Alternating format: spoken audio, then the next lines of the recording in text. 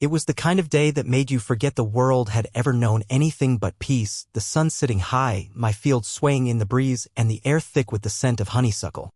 I had just finished fixing a loose fence post when I heard the roar of tires tearing up my driveway.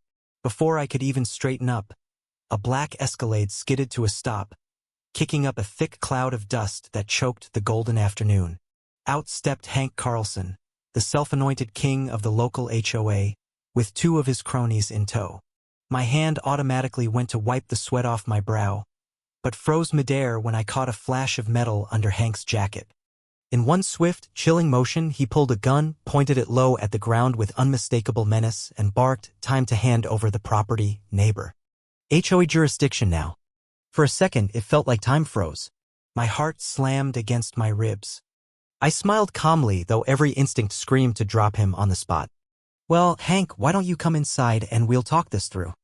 The second he stepped across my threshold, he walked into a trap. He thought I was just a lonely farmer. He didn't know I was the state attorney general. As I ushered them in, I pressed a hidden button under the kitchen counter. Security systems kicked in, recording every threat and smirk. Hank flopped into my leather chair and started waving fake documents, claiming the HOA could seize any abandoned or improperly maintained property. My farm was pristine, backed by the county AG board. He leaned in, conspiratorial. "Sign over the deed now, and the HOA will give you a nice settlement. Or else, bad things happen to stubborn folks." I played the part. Asked dumb questions. Pretended to be overwhelmed.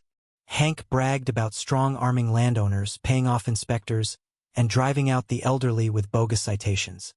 Then in stormed Karen Whitmore, the queen of HOA chaos, clipboard in hand, stomping mud all over my porch. She didn't greet me. Just started listing violations, illegal livestock, unapproved fencing, dangerous debris, even criticized my American flag.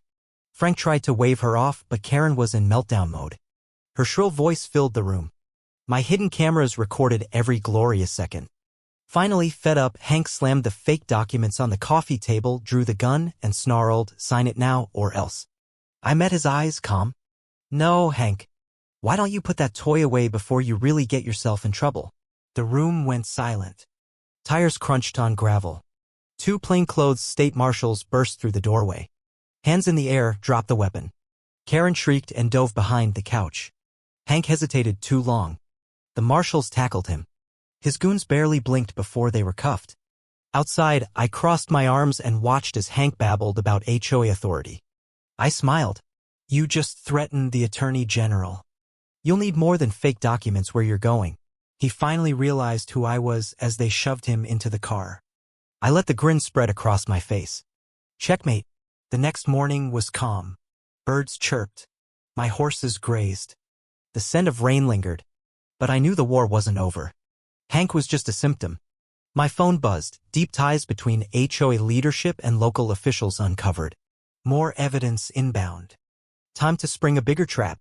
I cataloged every statement Hank and Karen made, marking timestamps, compiling evidence of falsified citations, kickbacks, and threats. Then I invited the HOA board to a barbecue. Not an official meeting, a casual, neighborly get-together. They couldn't resist. Karen RSVP'd herself. Smug with legal advisors in tow. The day arrived bright and warm. I set out food, scattered friends to blend in, and had investigators wired and planted. Cameras hid in flower pots, birdhouses, even the grill. Karen strutted in, flanked by two smug board members carrying thick folders. The talk was fake polite. They brought a contract claiming the HOA was expanding and my land was to be annexed as a natural common area. They offered a glossy agreement with fake clauses, typos, and one gem of a clause, $15,000 monthly maintenance fee. I pretended to be impressed. Karen bragged about properties they'd already peacefully absorbed. She named families I knew had been forced out. My blood boiled. Then a board member joked about using rumors to lower property values. Another admitted to bankrupting owners with inspections. Every word recorded. Karen handed me a pen. "Sign today and we move on." I twirled the pen. "I'll give you an answer. Just not today." Faces fell.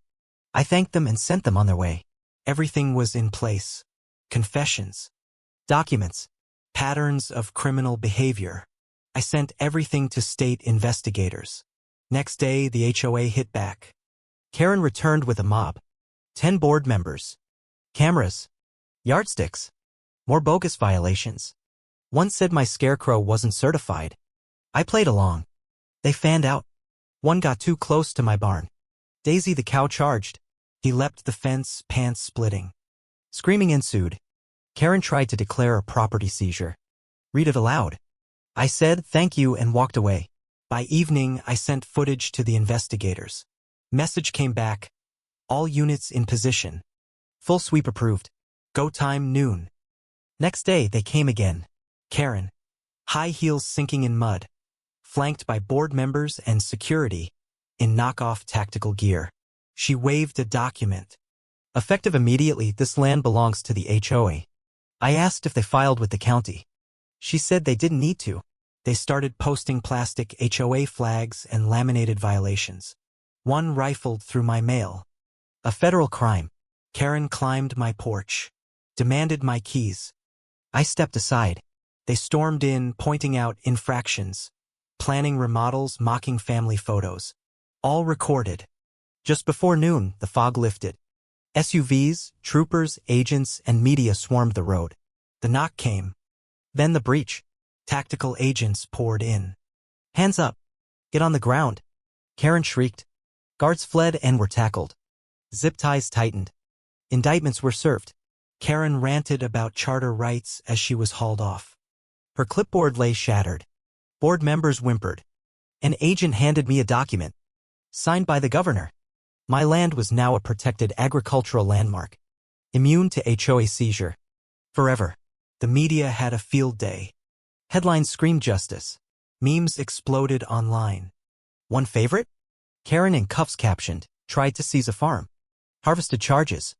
In court, the charges piled high: fraud, extortion, impersonation, racketeering.